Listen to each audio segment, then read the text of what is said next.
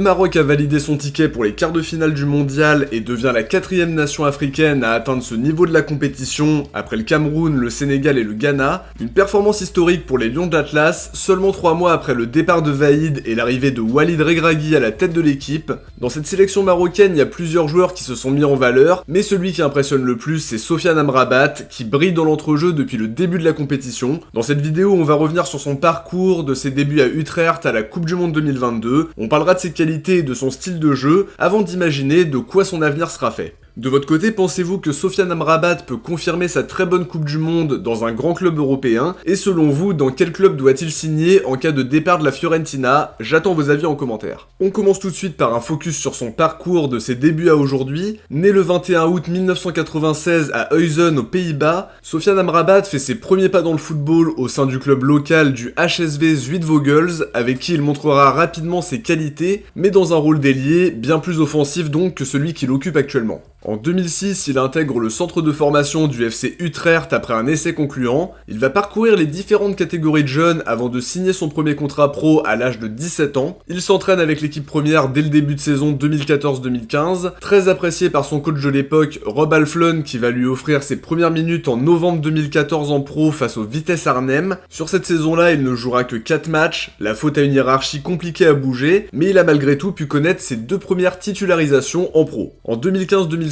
Erik ten Hag prend les rênes de l'équipe, Amrabat fait des apparitions sur le banc avec les pros, il joue 7 matchs en milieu de saison mais évolue en parallèle et surtout majoritairement en U21. En fin de saison, il devient titulaire pendant les 4 matchs de play-off et ce nouveau statut va perdurer sur la saison 2016-2017 où il ne quittera le 11 qu'en cas de blessure ou de suspension. Une saison à 38 matchs pour un but et une passe D qui lance véritablement la carrière du jeune milieu marocain. Ses bonnes performances attirent l'œil des recruteurs, notamment ceux de l'AZ Alkmaar et du Feyenoord Rotterdam. Il s'engage le 1er juillet 2017 avec Feyenoord pour un transfert estimé à 4 millions d'euros. Sous les ordres de Giovanni van Bronckhorst, il découvre la Ligue des Champions, il joue d'ailleurs les 6 matchs comme titulaire, et au total, il réalise une saison à 38 matchs toutes compètes confondues, avec 3 buts et 2 passes D, en dépannant parfois comme latéral droit sans que ce soit vraiment concluant. Son passage au Feyenoord ne durera finalement qu'une saison, le temps de remporter 2 Supercoupes des Pays-Bas et de demander un bon de sortie après l'élimination du club néerlandais au 3e tour préliminaire d'Europa League. Qualifié en Champions League, le club Bruges le recrute pour 2,5 millions, mais à son arrivée, il a du mal à convaincre le coach de lui donner du temps de jeu, tout en étant handicapé par une blessure à la cheville en première partie de saison. Titularisé contre Dortmund en Ligue des Champions, il sera élu homme du match et aura plus de temps de jeu par la suite sur la deuxième partie de saison, même s'il devra souvent jouer comme défenseur central, sans avoir la possibilité de montrer qu'il pouvait être impactant comme milieu relayeur ou en numéro 6. Il terminera la saison en devant se contenter d'entrer en jeu pendant les matchs de play-off, avant d'être prêté à l'Hellas Vérone pour la saison 2019-2020 avec option d'achat.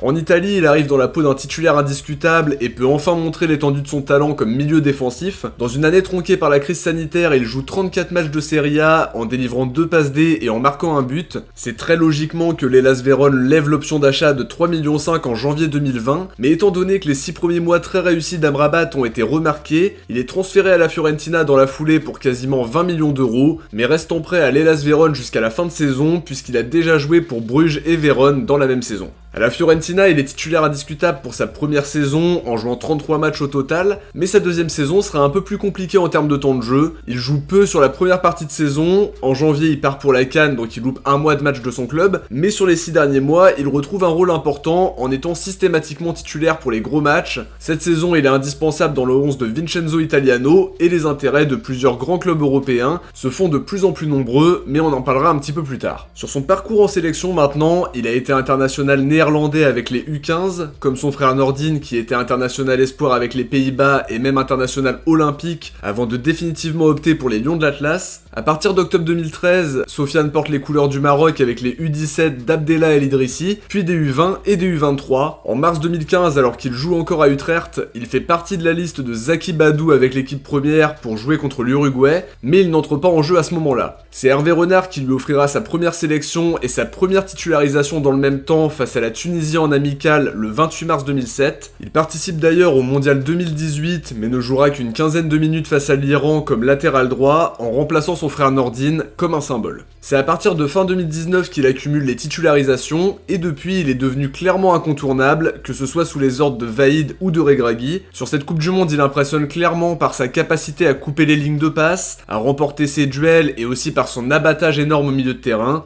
Des prestations qui ne vont faire que renforcer l'intérêt des grands clubs européens qui pourraient passer à l'action dès cet hiver. Alors maintenant, sur son profil et son style de jeu, c'est un milieu défensif qui est capable de dépanner en défense centrale, également au poste de latéral droit même s'il y est moins performant. Il rayonne surtout devant la défense avec de grandes qualités physiques et athlétiques. Un joueur très combatif qui a une grande intelligence de jeu, ça lui permet d'être bien placé, mais aussi d'être capable de bien relancer derrière grâce à sa justesse technique. C'est typiquement le joueur de l'ombre qui compte pas ses efforts, qui a un abattage énorme dans l'entrejeu pour harceler le porteur du ballon en pressant, et qui est hyper important dans l'équilibre d'une équipe par sa capacité à récupérer des ballons et à couper les lignes de passe. En termes de duel, c'est vraiment très fort, on l'a vu face à l'Espagne où littéralement personne n'a réussi à le prendre à défaut. C'est pas le joueur qui aura des statistiques offensives énormes, par contre défensivement il en a. Sa présence dans le 11 est indispensable pour apporter cette sécurité défensive supplémentaire et être capable d'être serein à la relance. Il lit très bien le jeu et ses interventions sont faites dans le bon timing. Une vraie sentinelle qui est le premier relanceur et le 5e défenseur. C'est un joueur qui est aussi capable de dépasser ses fonctions, c'est probablement le milieu défensif qui a le plus impressionné depuis le début du mondial.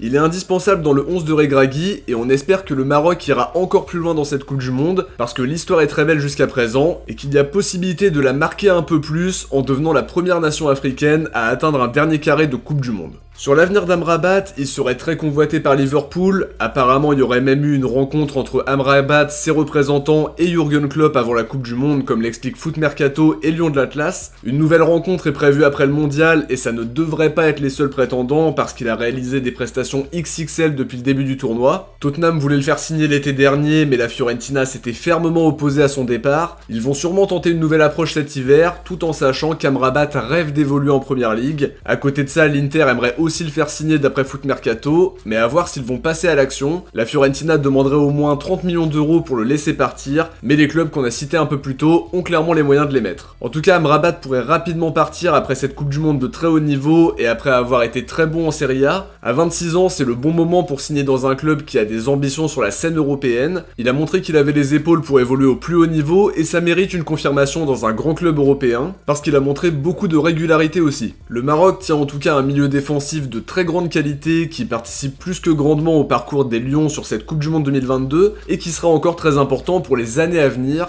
J'espère en tout cas que ça vous a plu. Comme d'habitude, si c'est le cas, n'oubliez pas le petit pouce bleu pour soutenir la chaîne et lui permettre de se développer un petit peu plus et de vous abonner pour ne rien louper des prochaines vidéos. On se retrouve très vite pour d'autres contenus sur la chaîne. Ciao, portez-vous bien et à très vite.